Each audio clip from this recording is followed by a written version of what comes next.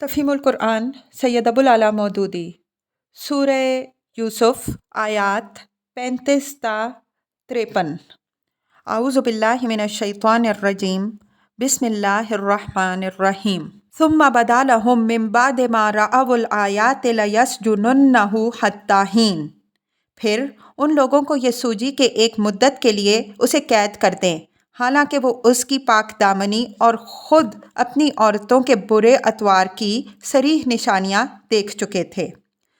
تفسیر: اس طرح حضرت یوسف علیہ السلام کا قید میں ڈالا جانا در حقیقت ان کی اخلاقی فتح اور مصر کے پورے طبقہ امراء و حکام کی اخلاقی شکست کا اتمام و اعلان تھا۔ اب حضرت یوسف علیہ السلام کوئی غیر معروف اور گمنام آدمی نہ رہے تھے۔ سارے ملک میں اور کم از کم دارالسلطنت میں تو عام و خاص سب ان سے واقف ہو چکے تھے۔ جس شخص کی دل فریب شخصیت پر ایک دو نہیں اکثر و بیشتر بڑے گھرانوں کی خواتین فریفتہ ہوں، اور جس کے فتنہ روزگار حسن سے اپنے گھر بگڑتے دیکھ کر مصر کے حکام نے اپنی خیریت اسی میں دیکھی ہو کہ اسے قید کر دیں، ظاہر ہے کہ ایسا شخص چھپا نہیں رہ سکتا۔ یقیناً گھر گھر اس کا چرچا پھیل گیا ہوگا۔ عام طور پر لوگ اس بات سے بھی واقف ہو گئے ہوں گے کہ یہ شخص کیسے بلند اور مضبوط اور پاکیزہ اخلاق کا انسان ہے، اور یہ بھی جان گئے ہوں گے کہ اس شخص کو جیل اپنے کسی جرم پر نہیں بھیجا گیا ہے، بلکہ اس لیے بھیجا گیا ہے کہ مصر کے امراء اپنی عورتوں کو قابو میں رکھنے کے بجائے اس بے گناہ کو جیل بھیج دینا زیادہ آسان پاتے ہیں۔ اس سے یہ بھی معلوم ہوا کہ کسی شخص کو شرائط انصاف کے مطابق عدالت میں مجرم ثابت کیے بغیر بس یوں ہی پکڑ کر جیل بھیج دینا بے ایمان حکمرانوں کی پرانی سنت ہے۔ اس معاملے میں بھی آج کے شیاطین 4000 برس پہلے کے اشرار سے کچھ بہت زیادہ مختلف نہیں ہیں۔ فرق اگر ہے تو بس یہ کہ وہ جمہوریت کے نام نہیں لیتے تھے، اور یہ اپنے ان کرتوتوں کے ساتھ یہ نام بھی لیتے ہیں۔ وہ قانون کے بغیر اپنی غیر قانونی حرکتیں کیا کرتے تھے، اور یہ ہر ناروا زیادتی کے لیے پہلے ایک قانون بنا لیتے ہیں۔ وہ صاف صاف اپنی اغراض کے لیے لوگوں پر دست درازی کرتے ہیں، اور یہ جس پر ہاتھ ڈالتے ہیں اس کے متعلق دنیا کو یقین دلانے کی کوشش کرتے ہیں کہ اس سے ان کو نہیں بلکہ ملک اور قوم کو خطرہ تھا۔ غرض وہ صرف ظالم تھے، یہ اس کے ساتھ جھوٹے اور بے حیا بھی ہیں۔ وَدَخَلَ مَعَهُ السِّجْنَ فَتَيَانِ۔ قید خانے میں 2 غلام اور بھی اس کے ساتھ داخل ہوئے۔ تفسیر: غالباً اس وقت جب کہ حضرت یوسف علیہ السلام قید کیے گئے ان کی عمر 20-21 سال سے زیادہ نہ ہوگی۔ تلمود میں بیان کیا گیا ہے کہ قید خانے سے چھوٹ کر جب وہ مصر کے فرما روا ہوئے تو ان کی عمر 30 سال تھی، اور اگر قرآن کہتا ہے کہ قید خانے میں وہ بضع سنین یعنی کئی سال رہے۔ بضع کا اطلاق عربی زبان میں 10 تک کے عدد کے لیے ہوتا ہے۔ یہ 2 غلام جو قید خانے میں حضرت یوسف علیہ السلام کے ساتھ داخل ہوئے تھے، ان کے متعلق بائبل کی روایت ہے کہ ان میں سے ایک شاہ مصر کے ساقیوں کا سردار تھا اور دوسرا شاہی نان بائیوں کا افسر۔ تلمود کا بیان ہے کہ ان دونوں کو شاہ مصر نے اس قصور پر جیل بھیجا تھا کہ ایک دعوت کے موقع پر روٹیوں میں کچھ کڑکڑاہٹ پائی گئی تھی اور شراب کے ایک گلاس میں مکھی نکل آئی تھی۔ قال احدہما انی ارانی اعصر خمرا۔ ایک روز ان میں سے ایک نے اس سے کہا، میں نے خواب دیکھا ہے کہ میں شراب کشید کر رہا ہوں۔ وقال الآخر انی ارانی احمل فوق رأسی خبزا تأکل الطیر منہ۔ دوسرے نے کہا، میں نے دیکھا کہ میرے سر پر روٹیاں رکھی ہیں اور پرندے ان کو کھا رہے ہیں۔ نبئنا بتأویلہ۔ دونوں نے کہا، ہمیں اس کی تعبیر بتائیے۔ انا نراک من المحسنین۔ ہم دیکھتے ہیں کہ آپ ایک نیک آدمی ہیں۔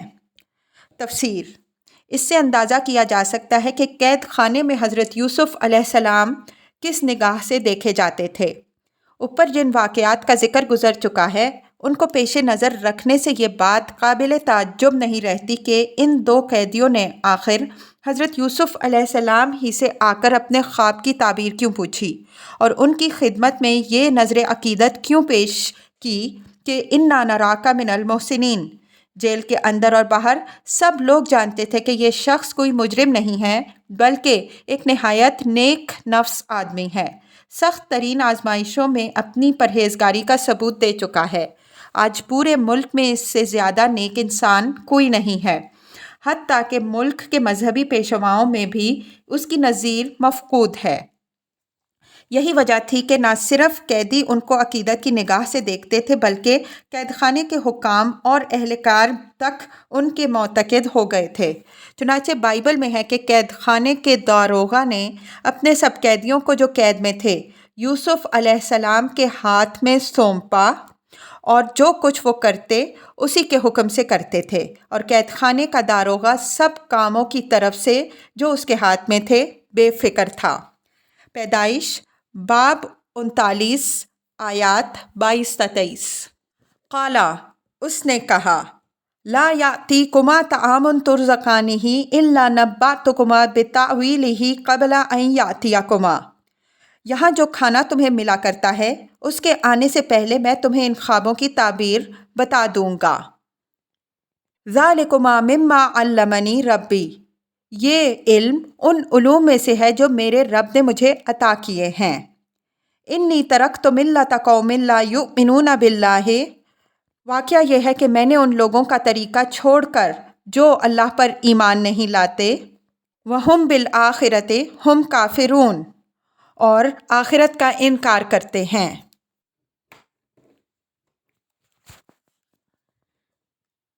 واتبعت ملۃ آبائی ابراہیم و اسحاق و یعقوب، اپنے بزرگوں ابراہیم علیہ السلام، اسحاق علیہ السلام اور یعقوب علیہ السلام کا طریقہ اختیار کیا ہے۔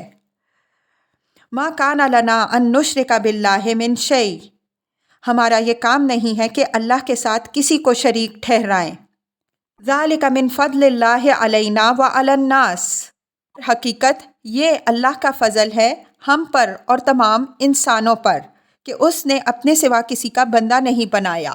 ولیکن اکثر الناس لا یشکرون، مگر اکثر لوگ شکر نہیں کرتے۔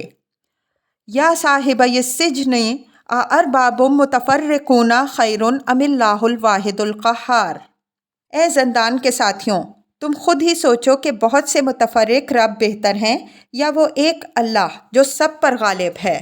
ما تعبدون من دونہ الا اسماء سمیتموها انتم وآباؤکم ما انزل اللہ بہا من سلطان، اس کو چھوڑ کر تم جس کی بندگی کر رہے ہو وہ اس کے سوا کچھ نہیں کہ بس چند نام ہیں جو تم نے اور تمہارے آباء و اجداد نے رکھ لیے، اللہ نے ان کے لیے کوئی سند نازل نہیں فرمائی۔ ان الحکم الا للہ، فرما روائی کا اقتدار اللہ کے سوا کسی کے لیے نہیں ہے۔ امرا اللہ تعبدوا الا ایاہ، اس کا حکم ہے کہ خود اس کے سوا تم کسی کی بندگی نہ کرو۔ ذالک الدین القیم ولکن اکثر الناس لا یعلمون، یہ ٹھیٹ سیدھا طریقے زندگی ہے مگر اکثر لوگ جانتے نہیں ہیں۔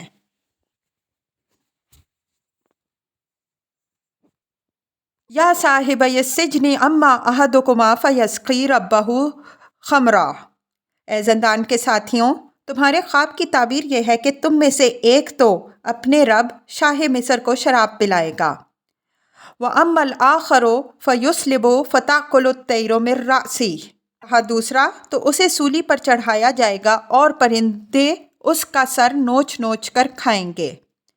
قُضِیَ الْأَمْرُ الَّذِی فِیہ تَسْتَفْتِیَانِ، فیصلہ ہو گیا اس بات کا جو تم پوچھ رہے تھے۔ تفسیر، یہ تقریر جو اس پورے قصے کی جان ہے اور خود قرآن میں بھی توحید کی بہترین تقریروں میں سے ہے، بائبل اور تلمود میں کہیں اس کی طرف ادنیٰ اشارہ تک نہیں ہے۔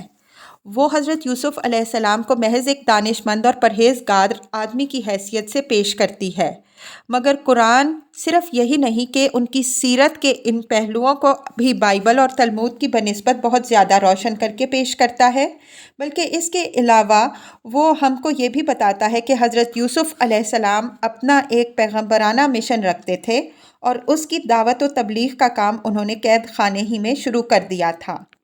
یہ تقریر ایسی نہیں ہے کہ اس پر سے یوں ہی سرسری طور پر گزر جائیں گے، اس کے متعدد پہلو ہیں جن پر توجہ اور غور و فکر کرنے کی ضرورت ہے۔ نمبر 1، یہ پہلا موقع ہے جب کہ حضرت یوسف علیہ السلام کو ہم دین حق کی تبلیغ کرتے نظر آتے ہیں۔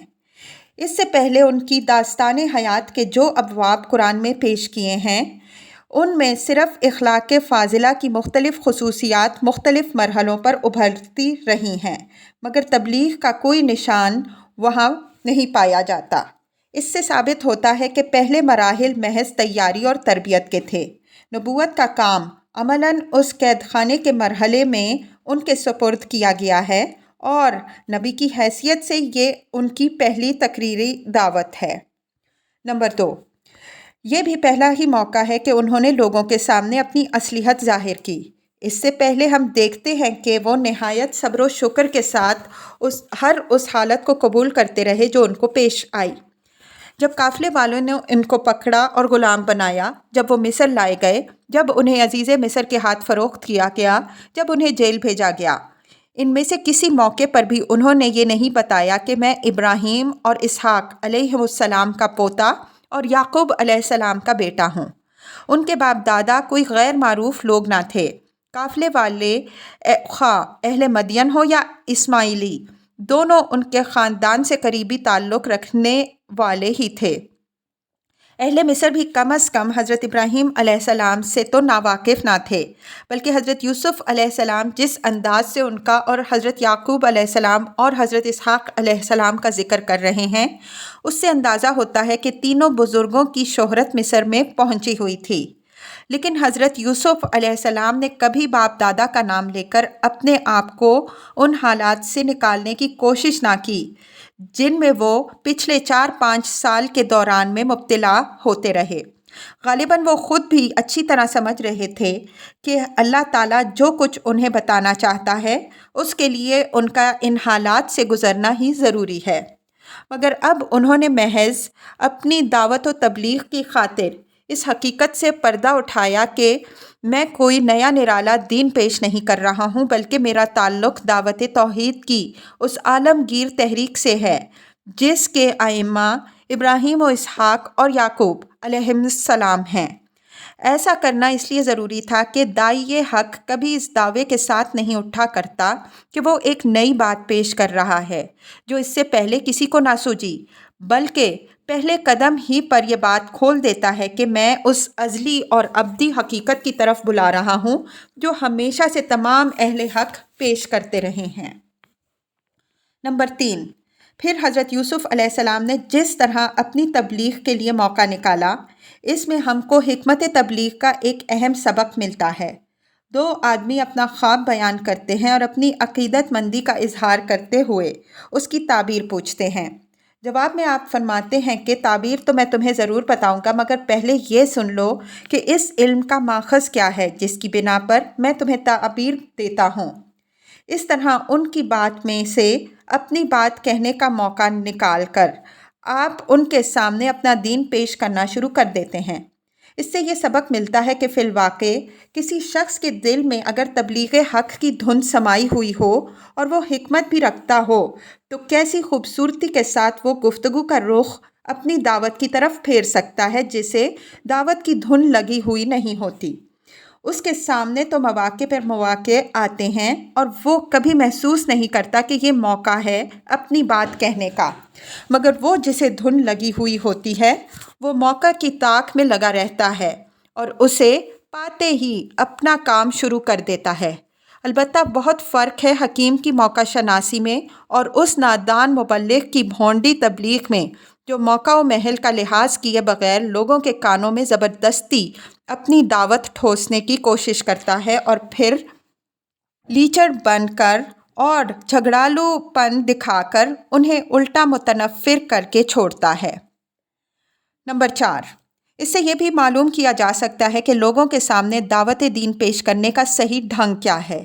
حضرت یوسف علیہ السلام چھوٹتے ہی دین کے تفصیلی اصول و ضوابط پیش کرنے شروع نہیں کر دیتے، بلکہ ان کے سامنے دین کے اس نقطۂ آغاز کو پیش کرتے ہیں جہاں سے اہل حق کا راستہ اہل باطل کے راستے سے جدا ہوتا ہے، یعنی توحید اور شرک کا فرق۔ پھر اس فرق کو وہ ایسے معقول طریقے سے واضح کرتے ہیں کہ عقل عام رکھنے والا کوئی شخص اسے محسوس کیے بغیر نہیں رہ سکتا۔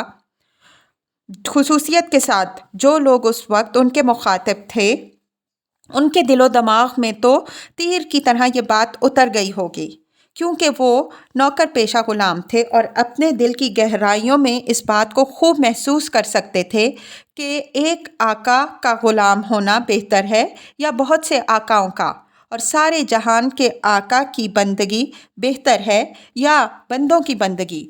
پھر وہ یہ بھی نہیں کہتے کہ اپنا دین چھوڑو اور میرے دین پر آ جاؤ، بلکہ ایک عجیب انداز میں ان سے کہتے ہیں کہ دیکھو اللہ کا یہ کتنا بڑا فضل ہے کہ اس نے اپنے سوا ہم کو کسی کا بندہ نہیں بنایا، مگر لوگ اس کا شکر ادا نہیں کرتے اور خواہ مخواہ خود گھڑ گھڑ کر اپنے رب بناتے ہیں اور ان کی بندگی کرتے ہیں۔ پھر وہ اپنے مخاطبوں کے دین پر تنقید بھی کرتے ہیں، مگر نہایت معقولیت کے ساتھ اور دل آزاری کے ہر شائبے کے بغیر۔ بس اتنا کہنے پر اکتفا کرتے ہیں کہ یہ معبود جن میں سے کسی کو تم انداتا، کسی کو خداوند نعمت، کسی کو مالک زمین اور کسی کو رب دولت یا مختار صحت و مرض وغیرہ کہتے ہو، یہ سب خالی خولی نام ہی نہیں، ان ناموں کے پیچھے کوئی حقیقی انداتائی اور خداوندی اور مالکیت اور ربوبیت موجود نہیں۔ اصل مالک اللہ تعالیٰ ہے، جسے تم بھی کائنات کا خالق و رب تسلیم کرتے ہو، اور اس نے ان میں سے کسی کے لیے بھی خداوندی اور معبودیت کی کوئی سند نہیں اتاری۔ اس نے تو فرما روائی کے سارے حقوق اور اختیارات اپنے ہی لیے مخصوص کر رکھے ہیں، اور اس کا حکم ہے کہ تم اس کے سوا کسی کی بندگی نہ کرو۔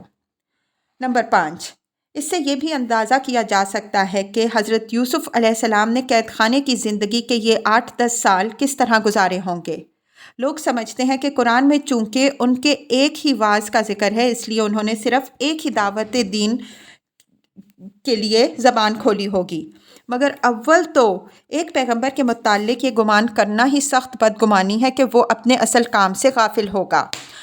پھر جس شخص کی تبلیغی دھن کا حال یہ ہے کہ 2 آدمی تعبیر خواب پوچھتے ہیں اور وہ اس موقع سے فائدہ اٹھا کر دین کی تبلیغ شروع کر دیتا ہے، اس کے متعلق یہ گمان کیسے کیا جا سکتا ہے کہ اس نے قید خانے کے یہ چند سال خاموش گزار دیے ہوں گے۔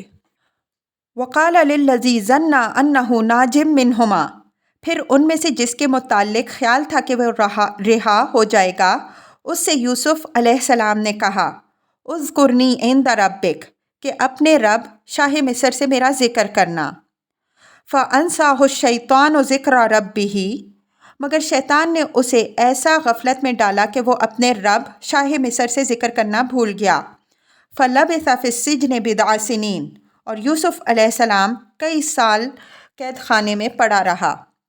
تفسیر، اس مقام کی تفسیر بعض مفسرین نے یہ کی ہے کہ شیطان نے حضرت یوسف علیہ السلام کو اپنے رب یعنی اللہ تعالیٰ کی یاد سے غافل کر دیا، اور انہوں نے ایک بندے سے چاہا کہ وہ اپنے رب یعنی شاہ مصر سے ان کا تذکرہ کر کے ان کی رہائی کی کوشش کرے۔ اس لیے اللہ تعالیٰ نے ان کو یہ سزا دی کہ وہ کئی سال تک جیل میں پڑے رہے۔ در حقیقت یہ تفسیر بالکل غلط ہے۔ صحیح یہی ہے جیسا کہ علامہ ابن کثیر رحمہ اللہ اور متقدمین میں مجاہد اور محمد بن اسحاق وغیرہ نے کہا کہ فَأَنْسَاهُ الشَّيْطَانُ ذِكْرَ رَبِّهِ کی ضمیر اس شخص کی طرف پھرتی ہے جس کے متعلق حضرت یوسف علیہ السلام کا گمان تھا کہ وہ رہائی پانے والا ہے، اور اس آیت کے معنی یہ ہیں کہ شیطان نے اسے اپنے آقا سے حضرت یوسف علیہ السلام کا ذکر کرنا بھلا دیا۔ اس سلسلے میں ایک حدیث بھی پیش کی جاتی ہے کہ نبی صلی اللہ علیہ وسلم نے فرمایا، اگر یوسف علیہ السلام نے وہ بات نہ کہی ہوتی جو انہوں نے کہی تو وہ قید میں کئی سال نہ پڑے رہتے۔ لیکن علامہ ابن کثیر رحمہ اللہ فرماتے ہیں کہ یہ حدیث جتنے طریقوں سے روایت کی گئی ہے وہ سب ضعیف ہیں۔ بعض طریقوں سے یہ مرفوعاً روایت کی گئی ہے، اور ان میں سفیان بن وقیع اور ابراہیم بن یزید راوی ہیں جو دونوں ناقابل اعتماد ہیں، اور بعض طریقوں سے یہ مرسلاً روایت ہوئی ہے، اور ایسے معاملات میں مرسلات کا اعتبار نہیں کیا جا سکتا۔ علاوہ بری درائیت کے اعتبار سے بھی یہ بات باور کرنے کے قابل نہیں ہے کہ ایک مظلوم شخص کا اپنی رہائی کے لیے دنیاوی تدبیر کرنا خدا سے غفلت اور توکل کے فقدان کی دلیل قرار دے دیا گیا ہو۔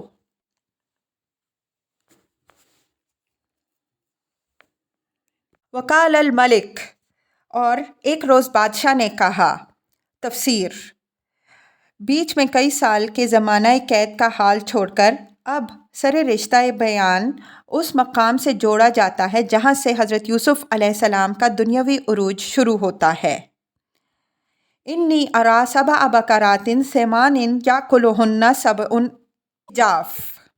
میں نے خواب دیکھا کہ 7 موٹی گائیں ہیں جن کو 7 دبلی گائیں کھا رہی ہیں۔ وسبع سنبلات خضر واخر یابسات، اور اناج کی 7 بالیں ہری ہیں اور 7 سوکھی۔ یا ایھا الملأ افتونی فی رؤیایا ان کنتم للرؤیا تعبرون۔ اے اہل دربار، مجھے اس خواب کی تعبیر بتاؤ اگر تم خوابوں کا مطلب سمجھتے ہو۔ تفسیر: بائبل اور تلمود کا بیان ہے کہ ان خوابوں سے بادشاہ بہت پریشان ہو گیا تھا اور اس نے اعلان عام کے ذریعے سے اپنے ملک کے تمام دانش مندوں، کاہنوں، مذہبی پیشواؤں اور جادوگروں کو جمع کر کے ان سب کے سامنے یہ سوال پیش کیا تھا۔